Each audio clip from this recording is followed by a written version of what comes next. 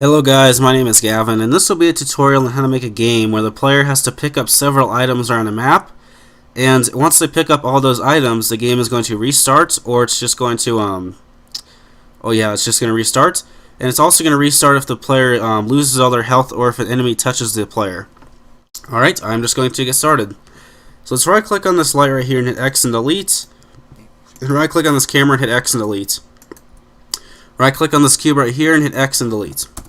Let's now do spacebar and add a plane, and let's do S and let's say 10. Alright. Hit 7 to go in the top view, and actually let's stay in object mode really quick. Let's click on this materials button, hit new. Let's apply a color to the map, let's say like red or something. I'll actually make a new material, I'll hit new, and this new material will be yellow, or blue, how about that? Let's then go into edit mode like this, and W and then subdivide a few times until it looks like about that. Hit the face select mode, hit A, and do B and then drag over this section of the map. So B and then drag over, B and then drag over. Hit assign with material 2 selected, and hit E and extrude. So if we hit 7 to go on the top view, our game map is going to look like this. Alright, now that we have that, let's do spacebar and then add a cube like this. This cube, I'll scale it down just a little bit. And I'll select Blender Game right here, click on this tab, and hit character and click actor. And I'm now going to add, let's say, a green material. So our cube will now be green like this. Might scale it up just a little bit. And alright. And then I'm just going to rename this cube as player. Now that we have that, let's make a couple of simple controls for our cube. So let's go into game logic view really quick. And on our player, let's add 4 keyboard sensors. 3 and 4. This first one will be called W. And I'll put F, or forward for forward. Forward. This next one will be backward. And we'll put S. Left is A. And then right is D. Once we have those, let's get 4 different keyboard sensors, or 4 different motion actuators. 1, 2, 3, and 4. And since our first one is forward, I'll put 0.1. I'll minimize this. Then I'll put negative 0.1 for backwards. Then since our next one is left, I'll do negative 0.1 on the x-axis. And 0.1 on the y-axis right here. And minimize this. And let's connect these right here. And now we're just going to connect these across. Yeah, sorry about that. So if we hit P now, we should be able to see we can move our cube like this. Alright. What we now want to do is hit 7 to go on the top view, and let's do spacebar and then add a camera. Add camera like this. And this camera, this camera we want to drag it a fair amount of a ways above the player like this. And we want to actually parent it to our cube. So hit Z to go into wireframe, and with your camera selected, hit shift and right click on this cube and do Control P. So we can now see if we go back in the solid view, and I hit P, our camera is going to follow our player around like this. Alright. Now that we have that, let's go into our new scene. So hit new like this, and I'll put HUD like this, and I'll do spacebar and then add a camera. And inside of this view right here, I'm going to drag that camera up, hit 0 to go into our camera view, and let's do spacebar and then add a text object. Sorry. Let's drag this text object to one side and hit Shift and D to copy it and drag it up like this. And this top one, we're going to rename it as health. And this next one is going to be items remaining. Or items like this. We'll just call this items. Alright. Let's now do a little bit of scripting for this.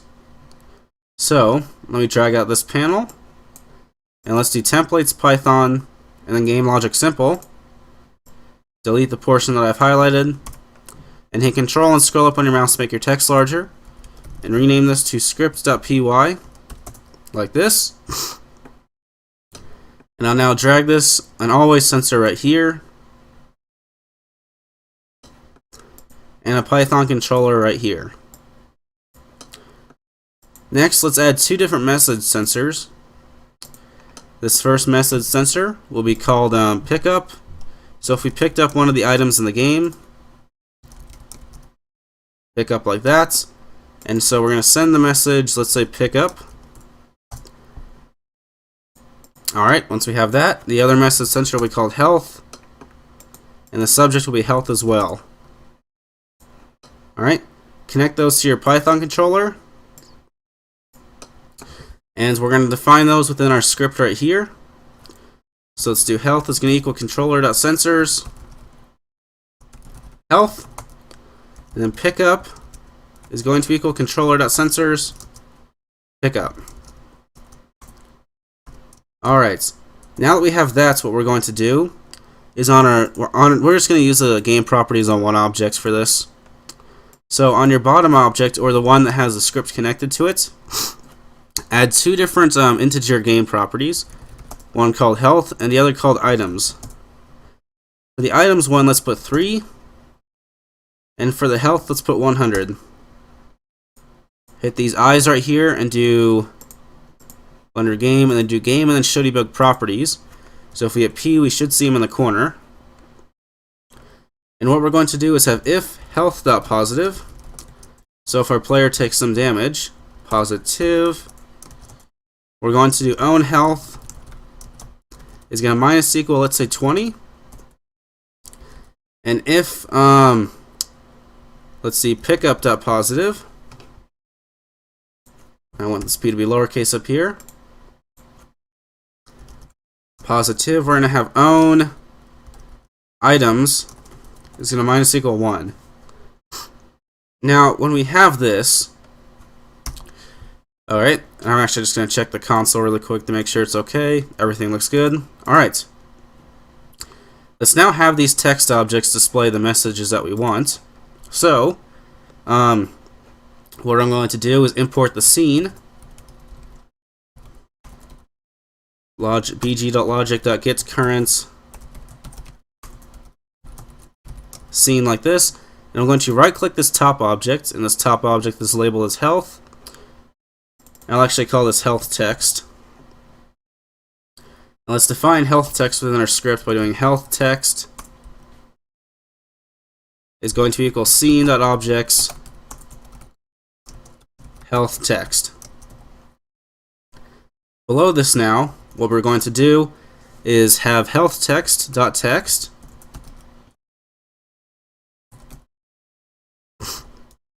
is going to equal this message. It will equal health th like this plus a string version of own health. So if I hit play, I think there's an error right here. No, there's not. Oh. Add your script right there, I'm sorry. So hit P and we should see health like this. Alright, now that we have that, on our other one, our own.text, we're just going to have it be equal to items remaining plus a string version of own items. So we're just adding those strings together. So if we hit play now, we should see items remaining in health. Alright. I'm going to scale these down just a little bit so they look like that. And once we have that, let's go back into our main scene and right click on our camera and add an always sensor. And let's add a a scene actuator. Add an overlay scene. We're going to overlay the HUD. So, if we connect these like this, we should see health remaining is going to be there, and the items remaining is going to be there. Okay. Now that we have this, what I'm going to do, and I'm actually going to drag this camera out a fair amount. So hit 0. So now we should see it's going to look like this. Okay, now that we have this, what we're going to do is add a simple enemy into our game. So let's do spacebar and then add a cube. This cube, since it's an enemy object, let's give it a certain color, like let's say, how about turquoise? That'll work. I'll label it as enemy right here. And I'm going to right click back on my player and add the game property player. What we're going to do is have it track towards our player by adding an always sensor. Then adding an edit object actuator. Change it to track to. Put the object as player. Add a motion actuator and let's do 0.1 or 0.05. Since our player is going at 0.1 right now. Alright. And the last thing we're going to do is make it a character like this. So if we hit P, we can see it's going to track to him like this. And alright. Now that we have that, what we want to do sorry, is on our enemy, let's add a collision sensor. And if it collides with the property player with tap selected, it's going to send the message health. So it's going to apply damage to our player. And it's going to delete this current game object. So, now that we have this, we can just connect it like that. And we should see that if I hit P and let it touch the player, it's going to delete once and reach 80 like this.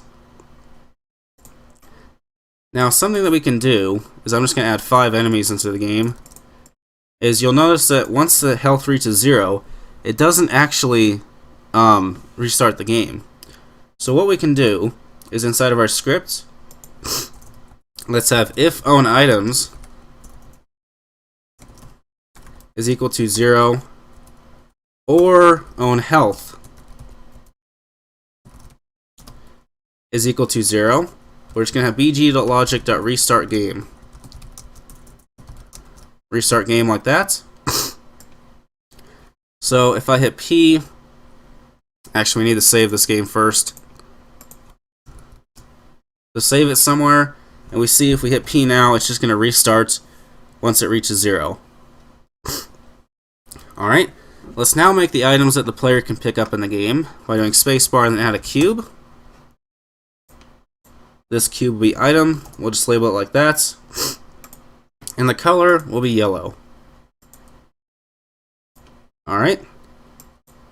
And we're just going to have it so that if the player touches one of these items, so if there's a collision with items, so if they collide with the property player, they're going to send the message pickup like this. And they're going to delete.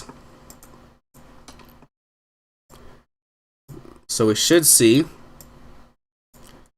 that if I hit play and pick up this item, it will now go to 2. Alright, I'm now going to make 3 of these items in our game map. And you can see if I pick up all 3, the game should restart. Alright, I'll just hit file and save like this.